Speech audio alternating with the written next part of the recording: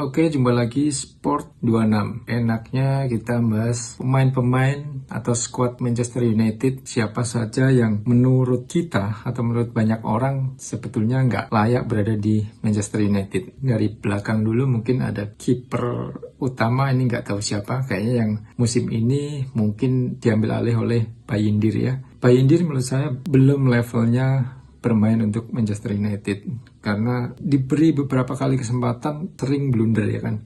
Kemudian Tom Heaton memang levelnya pelapis. Bayindir pun juga levelnya pelapis. Kalau Onana itu di Inter luar biasa, tetapi memang ketika pindah ke Manchester United seperti ada tekanan mental atau mungkin dia tidak bisa beradaptasi di liga terbaik dunia. Karena di Inter itu lawannya ya bisa dihitung jari ya, yang kompetitif paling hanya 3-4 tim aja. Nah, Onana juga menurut saya, ya kalaupun di MU levelnya masih pilihan kedua lah ya. Kemudian ke depannya lagi ada back, kita lihat back Dalot menurut saya belum levelnya United. Jelas dia mainnya masih sering ngaco, umpan-umpannya masih sering melambung tinggi seperti pemain amatir menurut saya ya. Tapi ya namanya pemain amatir itu kalau dia lagi dapat magicnya dia bisa bagus banget tapi bisa jelek banget. Nah itu bedanya. Kalau pemain pro yang top ya itu dia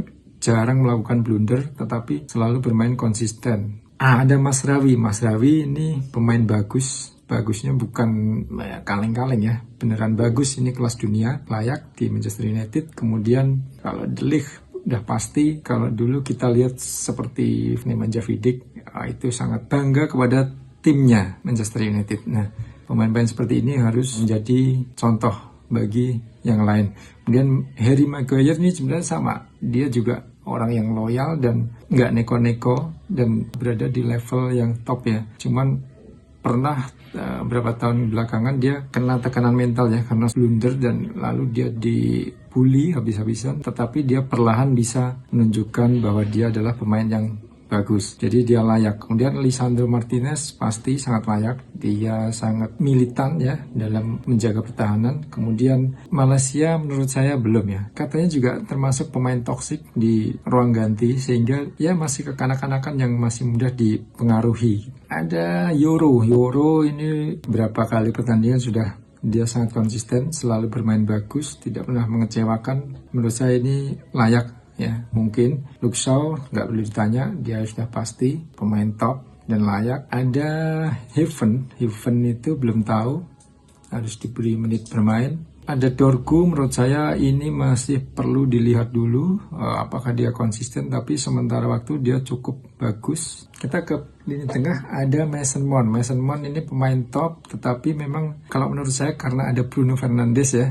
di posisi yang sama, dia sebagai kreator yang membagi bola, yang mengendalikan perjalannya pertandingan, itu seperti Mount dan Bruno Fernandes, dan dia merasa kalau menurut saya harus salah satu. Kalau main bareng pasti ada yang nggak nyaman salah satu. Nah, kemudian ada Bruno Fernandes pastinya, tetapi menurut saya dia terlalu banyak protes, banyak ngeluh, dan harusnya seorang kapten tidak seperti itu. Nah, harusnya memberi contoh yang sangat confident ya, supaya ketika teman-teman tim melihat itu juga ngerasa, oh ini kapten kita nih. Tapi kalau kaptennya ngeluh-ngeluh, protes mulu, itu dari dulu nggak ada kapten MU yang seperti itu. Itu aja sih. Kalau soal skill, no debat, Bruno Fernandes sangat bagus. Kemudian ada Collier ini masih perlu diberi menit bermain.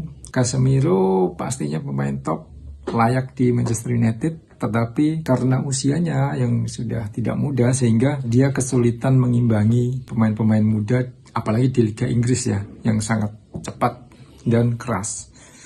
Menurut saya dia udah selesai.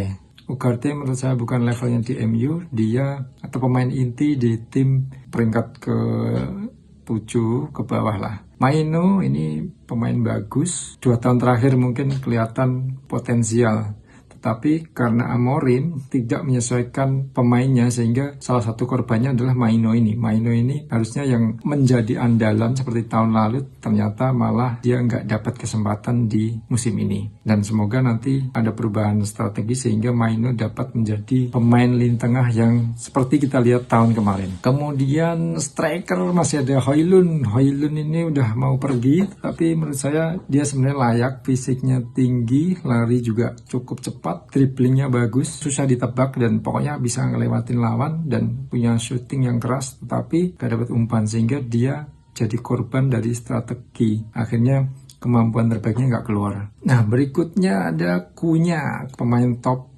Ya, dia menggendong di timnya sebelumnya ya, salah satu pemain terbaik di Liga Inggris. Akhirnya pergi ke Manchester, dia sangat layak, cara skill dan attitude sangat bagus, karena jarang-jarang pemain Brasil punya attitude bagus. Kebanyakan yang lain itu nggak disiplin atau ya macam-macam. Kemudian Ziggy, pemain yang sebetulnya biasa aja sih, secara skill tuh biasa, ya paling dia bisa mengubah pertandingan tetapi di momen-momen tertentu, bukan untuk starter yang dari awal bisa menentukan atau bisa memberi dampak yang membahayakan bagi lawan. Kemudian ada Ahmad Diallo. Ini pemain top. Kalau kita ngelihat Diallo itu kayak ngelihat Salah. Tapi karena di MU ini sedang porak-poranda, sehingga pemain seperti Diallo ini tidak bisa konsisten seperti Muhammad Salah misalkan. Ketika sudah memiliki kepercayaan diri yang tinggi, harusnya sudah mulai konsisten dan menjadi pemain andalan. Lalu Garnacho ini nggak tahu statusnya, dia jadi ke Chelsea atau enggak, atau digantung. Dia sebenarnya skillnya lumayan, tetapi memang anak muda itu masalahnya belum bisa konsisten, tapi attitude-nya sangat buruk. Garnacho ini kayak pemain, kayak orang songong, seolah-olah menjadi bintang, padahal belum apa-apa gitu. Dapat juara juga belum, baru dari berapa pertandingan main bagus dan dipuji, dia langsung lagaknya seperti bintang. Menurut saya ini harusnya out ya. Bumo ini pemain yang matang, menurut saya matang secara usia, pas di puncaknya, masih 3 tahun, 4 tahun ke depan masih oke, dan dia menunjukkan kedisiplinannya dan militansinya untuk bermain dengan ngotot, tapi juga pemain yang full skill, bahkan bisa melewati 3-4 pemain sendirian tuh dari lapangan tengah sampai masuk kotak. Dia punya kemampuan itu. Kemudian ada yang nggak jelas, nggak usah kita sebut ya, seperti Sancho dan Anthony itu sudah out. Kemudian ada Sesko pastinya harus diberi kesempatan, dan menurut saya dari cuplikan-cuplikan golnya, tekniknya sangat bagus, bahkan di atasnya Gyökeresnya Arsenal, sehingga layak di Manchester United. Mungkin itu ya yang bisa kita bahas. Kalau pemain-pemain yang belum jelas masa depannya, mungkin nanti kita tunggu kabar berikutnya. Oke, sekian dari Sport 26. Terima kasih.